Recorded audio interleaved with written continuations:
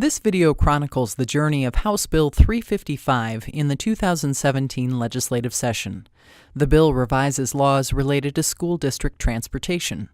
The House Transportation Committee had the first crack at the bill, which it passed out of committee on Valentine's Day. 2 days later, it was debated on the floor of the House.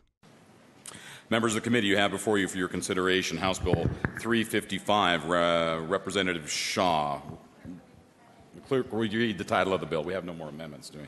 Clerk, will you read the title of the bill?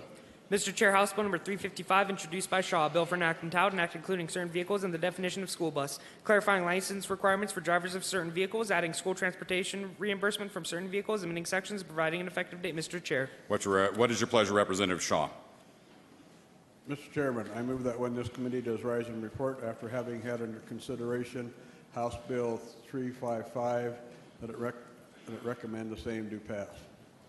Representative Shaw. House members, this is something I've been working on or helping work on for approximately 2 years, and what we call it is flexibility in transportation. It came up in more than one district in my House district. We're using great big buses from 49 to 60 passenger buses to transport 2 kids, which just doesn't make a whole lot of sense. This bill has the advantage of being more efficient for school districts, and it also carries the advantage of saving taxpayers the cost of running a larger bus to accomplish what a smaller vehicle can do. The most important thing we looked at was the safety issue. Our students first and foremost need to be safe, and these vehicles that we can use will accomplish that. Mr. Chairman. Is there discussion? Representative Swanson. Representative Swanson waves off. Representative Grubbs. Mr. Chairman, speak to the bill. House Bill 355 is a good bill. It gives small rural districts flexibility. As Representative from Dillon's, or actually Sheridan, said, he sees a lot of the small school districts in his district are going around with 2, 3, 4 kids. When taxpayers see those 50 passenger buses passing with 3 kids, they aren't real happy. So I would point out on the description of fiscal impact in the fiscal note, the last sentence, the costs associated with this bill could save the state general fund up to $1 million.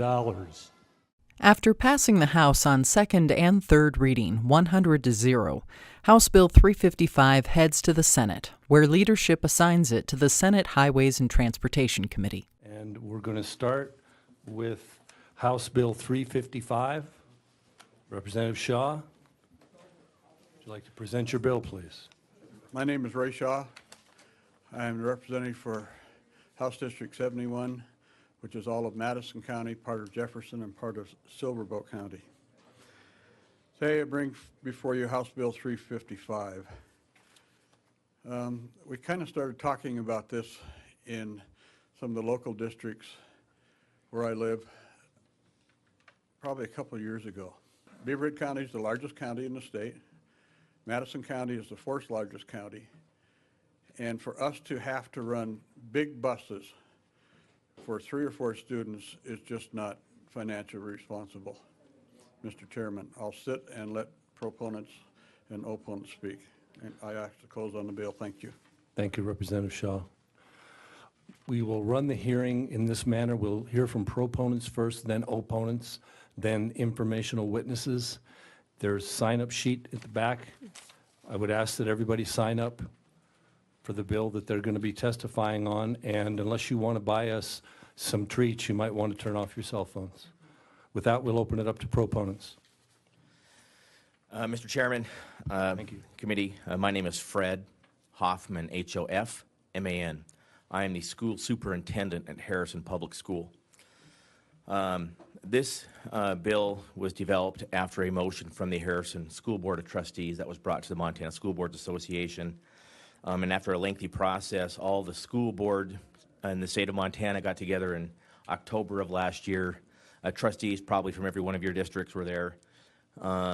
discussed this bill and voted unanimously to support this. Encourage you to support the bill. Know that we went to great lengths to make sure that safety was there and covered. And we're not asking to do anything that we can't already do. We're just asking for some reimbursement in the process. Thank you. Thank you, Mr. Hoffman. Further proponents? Mr. Chair, members of the committee, my name is Pat Audette, and I'm the Associate Director at School Administrators of Montana. Could you spell your last name, please? That is A-U-D-E-T. Thank you. First of all, we'd like to thank Representative Shaw for carrying this bill. SAM supports HB 355 because it allows the flexibility and efficiency in the use of a safe vehicle to transport students.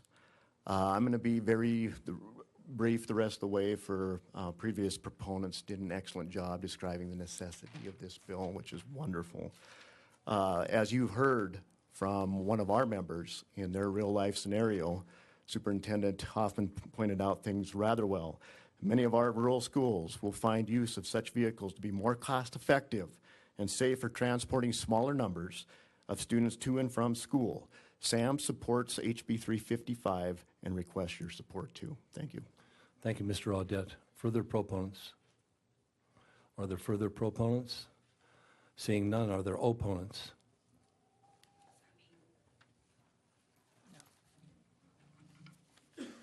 Good afternoon. Good afternoon, Mr. Chairman, members of the committee. For the record, my name is Bob Gilbert, G-I-L-B-E-R-T. I'm here today on behalf of the Montana School Bus Contractors Association. Representative Shaw is bringing a well-intentioned bill to this committee,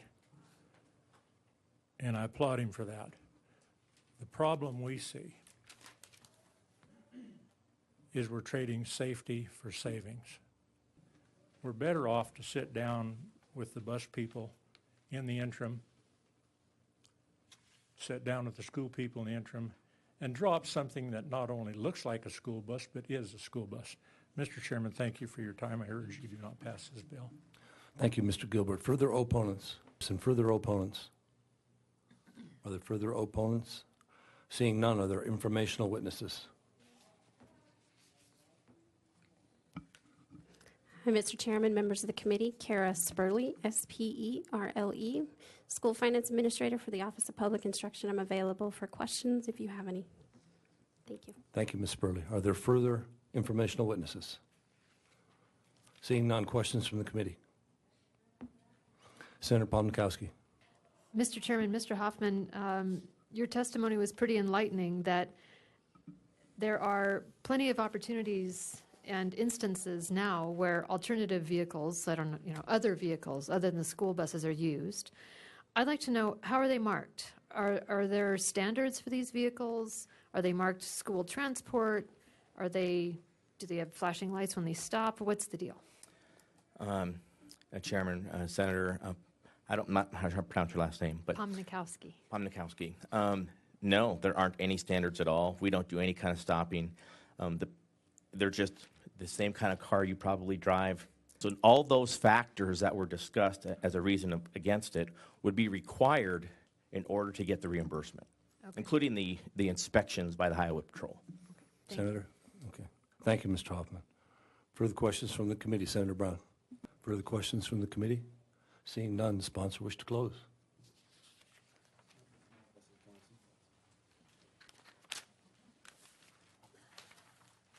Mr. Chairman and committee, thank you for a great hearing. This bill makes all the sense in the world. I think we can all remember, at least some of us in here, maybe taking our kids to school in the front of an old Chevy pickup with two dogs and bouncing around in there and hollering, "Come on, kids, let's get to the bus." Well, maybe we weren't as safe as we could have been, but the vehicles we are going to purchase or use will be absolutely safe for these kids, and it will save us a ton of money. Thank you, Mr. Chairman and committee. Thank you, Representative Shaw. That closes the hearing on House Bill 355. Committees typically don't act on a bill the same day it is heard. House Bill 355 waited 9 days until a motion was made to move the bill forward during the committee's executive action. Mr. Chairman, I will move a do concur on House Bill 355 by Representative Shaw and act including certain vehicles in the definition of a school bus. And then when you get it, Mr. Buttrey. Well, Mr. Chairman, can I just make sure that Senator Brown has had her amendments prepared for this? This is the one that she was looking at additional amendments. Senator School bus Brown, were bill. you going to amend this bill? No. Okay, thank you. Mr. Chair, I would move, do concur Amendment 35503.ALS. Senator Buttrey. Mr. Chair, members of the committee, I had same concerns as some of you that we wanted to make sure that this bill was not being utilized in an unresponsible way. So what this amendment does is says that the trustees of a school district actually may not purchase one of these vehicles to use as under the new school bus definition until they've done an analysis looking at the costs associated with purchase and operation of this new vehicle compared to their costs existing for purchase, contracting, and operation of whatever school buses they're currently using.